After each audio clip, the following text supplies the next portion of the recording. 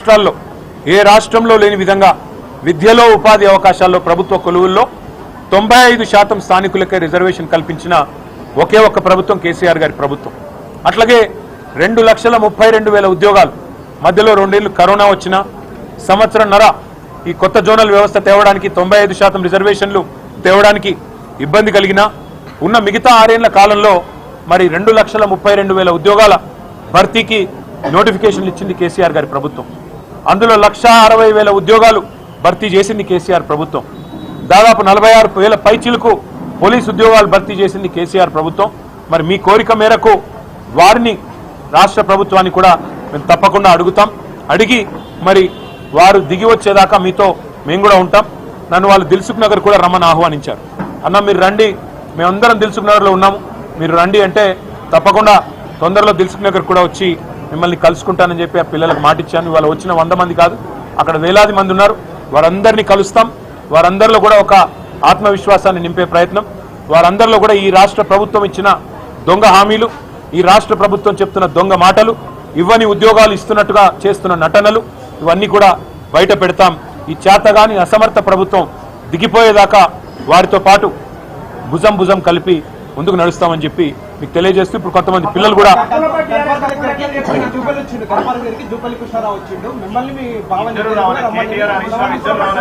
ఒక పని చేయమనండి. జూపల్లి కృష్ణారావు గారి కంటే ముందో ఎస్కాట్ వెనుకో ఎస్కాట్ ఉంటుంది. ఆయనే కదా నిన్న నేను తెలంగాణ భవన్కి వస్తున్నాను డైలాగులు కొట్టమన్నదేవుడు, పోజులు కొట్టమన్నదేవుడు, మళ్ళీ ఇప్పుడు గన్ పార్క్ అని లొకేషన్ మార్చమన్నదేవుడు. నువ్వు ఇప్పుడు కూడా చెప్తున్నా నేను ఇప్పుడు కనుక మాకు ఆయన కంటే పోలీస్ ఎస్కాట్ పెట్టి పోలీసులు తీసుకుపోతారు. మరి మేము గాలు బయట పెట్టగానే మమ్మల్ని అరెస్ట్ చేస్తున్నారు. ఎవడు భయపడుతున్నాడు? పోలీసు వాళ్ళను ఉసిగొల్పి అరెస్టులు చేయించిన సన్నాసి ఎవడు? ముఖ్యమంత్రా, హోంమంత్రా, జూపల్లా ఎవడు? అసలు మంత్రుల క్లారిటీ ఉందా? 4 మంత్రులు ఏం బీకడ అనుకున్నారు మీరు? చర్చ మీరే పిలుస్తారు, లొకేషన్ మీరే చెప్తారు, పారిపోయేది మీరే. చేతగాని వెధవలు ఎవరో ఈ రాష్ట్రంలో ఇవాళ ప్రజలందరూ చూస్తూ ఉన్నారు. ఇప్పటికి కూడా నేను జూపల్లికి చెప్తా ఉన్నా, అక్కడే ఉండు గన్ పార్క్, మేము వస్తాం. మళ్ళీ నీ పోలీసులు పంపి అరెస్ట్ చేయించి మేము వాళ్ళు అరెస్ట్ చేస్తే మాకేం సంబంధం?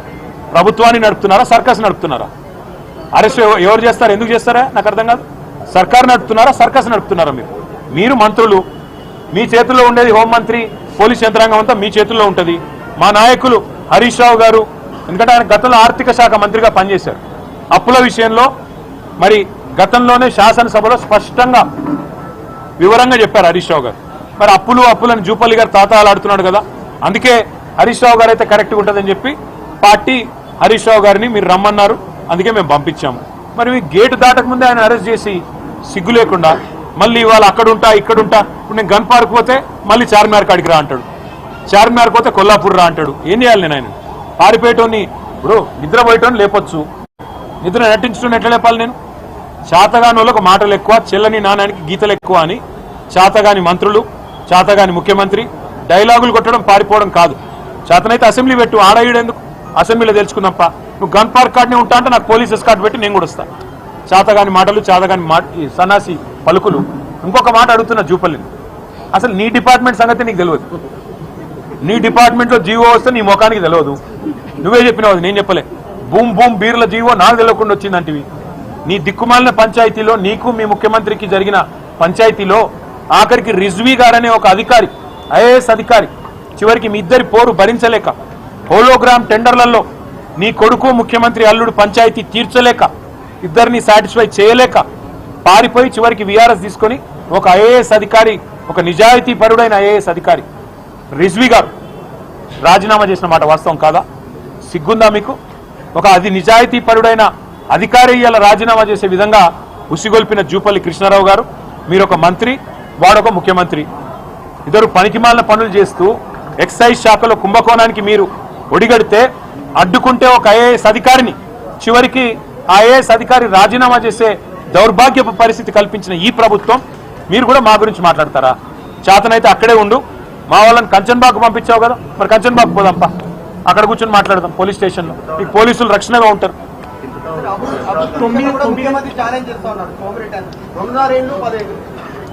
ముఖ్యమంత్రి గారి అభివృద్ధి అంటే ఆయన ఆస్తులు, అనుముల బ్రదర్స్ అదానీని దాటిపోయే విధంగా సంపాదిస్తున్న తీరు, కోటి ఎకరాలు నిషేధిత జాబితాలో పెట్టి 30% ఒక్కొక్క డీల్లో సంపాదిస్తున్న పద్ధతి. ఆ అభివృద్ధి గురించి అయితే ముఖ్యమంత్రి గారు బాగా చేస్తున్నారు. రాష్ట్ర అభివృద్ధి అంటే ఇవాళ రేవంత్ రెడ్డి గారిని ఎక్కడికైనా పోలీసు రక్షణ లేకుండా ఈ రాష్ట్రంలో ఆయన ఎక్కడికైనా రమ్మనండి. అశోక్ నగర్కి వస్తాడా, దిల్సుఖ్ నగర్కి వస్తాడా, పోనీ గాంధీ భవన్కి వస్తాడా, ఎక్కడికి వస్తాడా అడగండి, మేము కూడా వస్తాం. ఎంతసేపు చేతగాని వాడు, ఎంతసేపు అసమర్థుడు జీవనయాత్రలాగా తన అసమర్థత కప్పిపుచ్చుకోవడానికి 9.5 ఏళ్ళు అంతకుముందు 55 ఏళ్ళు గుడ్డి గుర్రాల పనులు తోమినరా. కాంగ్రెసే కదా ఈ రాష్ట్రంలో ఉన్నది. ఎవడున్నాడు అది అంతకంటే ముందు? నువ్వే కదా చెప్పినావు రేవంత్. గతంలో మీ నాన్నగారు చనిపోతే కరెంట్ ఇవ్వలేని పరిస్థితిలో ఉన్న కాంగ్రెస్ ప్రభుత్వం వల్ల బాయి కాడికి పోతే స్నానం చేసే నీళ్లు లేవు, చివరికి అక్కడ నెత్తి మీద నీళ్లు తలుకొని పోయినా అని చెప్పి తెలుగుదేశం శాసనసభ్యుడిగా ఉన్నప్పుడు ఇదే రేవంత్ రెడ్డి గారు అసెంబ్లీలో కాంగ్రెస్ ప్రభుత్వం మీద దుమ్మెత్తి పోసిండు. ఇలా అదే రేవంత్ రెడ్డి గారు కాంగ్రెస్ అంటేనే కరెంటు, కాంగ్రెస్ అంటేనే ఉచిత విద్యుత్తు అని డైలాగులు కొడితే నేను నిన్ననే చెప్పిన, ఆ జులై సినిమాలో బ్రహ్మానందం లాగా రేవంత్ రెడ్డికి తొందరగా దొరికిపోతాడు. ఏది చెప్పినా ఆ గతంలో ఆయన మాటలే ఉంటాయి, మనం కొత్తగా చెప్పేది కూడా ఏం లేదు. వెంటనే 5 సెకండ్లో దొరికిపోతాడు. అదే ఆయన స్పెషాలిటీ. 9.5 ఏళ్లలో టీఆర్ఎస్ ప్రభుత్వ హయాంలో కేవలం 2,80,000 కోట్లు అప్పు చేశారని మీరు చాలా సందర్భాల్లో నేను చెప్పడం కాదు తమ్ముడు, కేంద్ర ప్రభుత్వం చెప్పింది, రిజర్వ్ బ్యాంక్ చెప్తున్నది, కాగ్ చెప్తుంది. నేను అనేది ఏమంటే కాగ్ చెప్పింది నమ్ముదామా, కాంగ్రెస్ వల్ల కాకి లెక్కలు నమ్ముదామా? కాగ్ లెక్కలు బెటరా, కాకి లెక్కలు బెటరా? కాబట్టి అబద్ధాలు చెప్తే కూడా కనీసం వాళ్ళకన్నా లింక్ ఉండాలి కదా. ఇప్పుడు నిన్న ఒకటే వేదిక మీద ముఖ్యమంత్రి గారు, డిప్యూటీ సీఎం గారు, ఒక ఆయననేమో రైతుల కోసం 1,75,000 కోట్లు ఖర్చు పెట్టా 30 నెలల్లో అని గంభీరమైన ప్రసంగం ఒక ఆయన చేస్తాడు. ఆయన డిప్యూటీ నెంబర్ 2 1,56,000 కోట్లను అదే వేదిక మీద 5 నిమిషాల తేడాలో చెప్తాడు. ఎవరిని నమ్మాలా? అంటే వాళ్ళకే అబద్ధాల విషయంలో కూడా పొంతం లేదు. ముందు వాళ్ళు సింక్ అయితే మంచిది. అంటే లోక్సభలో ఈ వివరాలు చెప్పినా, ఆర్బీఐ లెక్కల ప్రకారం మీరు కాగ్ చెప్పినా, ఇన్ని చెప్పినా కూడా 8 లక్షల కోట్లని ముఖ్యమంత్రి నుంచి మంత్రులు ఈ విధంగా ప్రచారం చేయడానికి మీరు ఎట్లా ఏముంటుంది బ్రదర్? ఇప్పుడు నేతి బీరకాయలో నెయ్యి ఎంతుందో, మైసూర్ బోండాలో మైసూర్ ఎంతుందో, రేవంత్ రెడ్డి మాటల్లో నిజాయితీ గంతే ఉంటుంది. రేవంత్ రెడ్డి అనేవాడు 50 లక్షల రూపాయలతో దొరికిన దొంగ. అట్లాంటి దొంగ మాటలకు విలువే ఉంటుంది, విశ్వసనీయతే ఉంటుంది. ఆయన కింద పనిచేసే చిన్న దొంగలకు విలువే ఉంటుంది, విశ్వసనీయతే ఉంటుంది. వాళ్ళు మాట్లాడే మాటలు కాకి లెక్కలు నోటికి వచ్చినట్టు చెప్తామంటే ఎవడు పట్టించుకుంటాడు? నాకు అర్థం కాదు. చేతగానోడు ఇవాళ ఏం మాట్లాడితే ఏం లాభం? 100 రోజుల్లో 6 గ్యారెంటీలు అన్నాడు, 2 లక్షల రుణం మాఫీ చేస్తా అన్నాడు, ఇంకా నానా పిచ్చవాగుడంతా వాగాడు. ఒక్కటన్నా చేశాడా? ఇవాళ ప్రజలు అదే అడుగుతున్నారు. ఏ పని చేయకుండా నువ్వెందుకు ఎక్కువ మాట్లాడతావు? నాకు అర్థం కాదు. నిజంగా నీ దగ్గర లెక్కలుంటే పెట్టు. ఇవాళ ఇక్కడికి రావడానికి భయం ఏంటి? జూపల్లి కృష్ణారావు నువ్వే కదా చెప్పినావు, నేను వస్తా 11 గంటలకని. ఎవడు కొట్టమన్నాడు? తొడగొట్టి సవాల్ చేయమన్నాడు.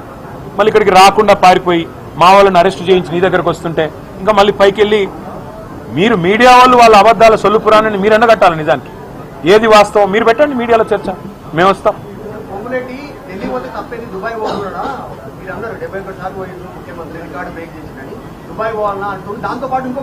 72 సార్లు పోవడం అంటే నేను అన్నది ఎందుకు?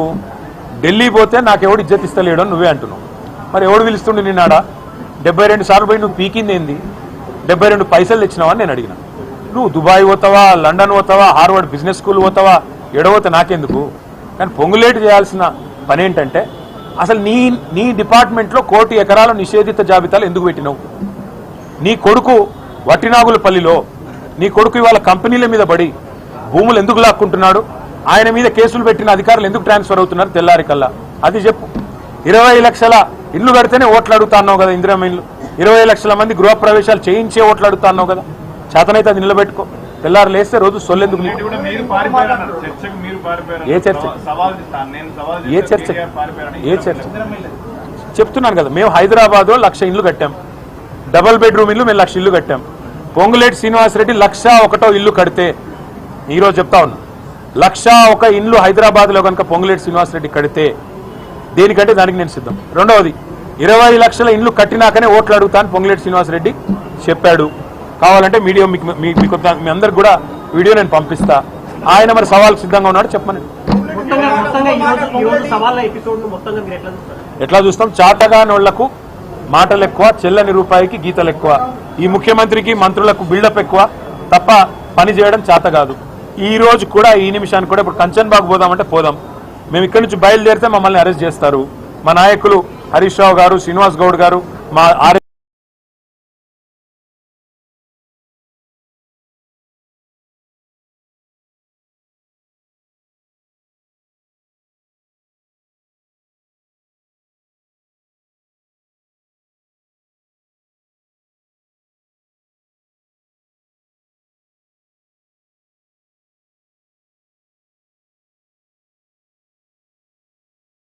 ప్రవీణ్ కుమార్ గారు, మాజీ ఎమ్మెల్యేలు అందరినీ అరెస్ట్ చేసి తీసుకొని పోయారు.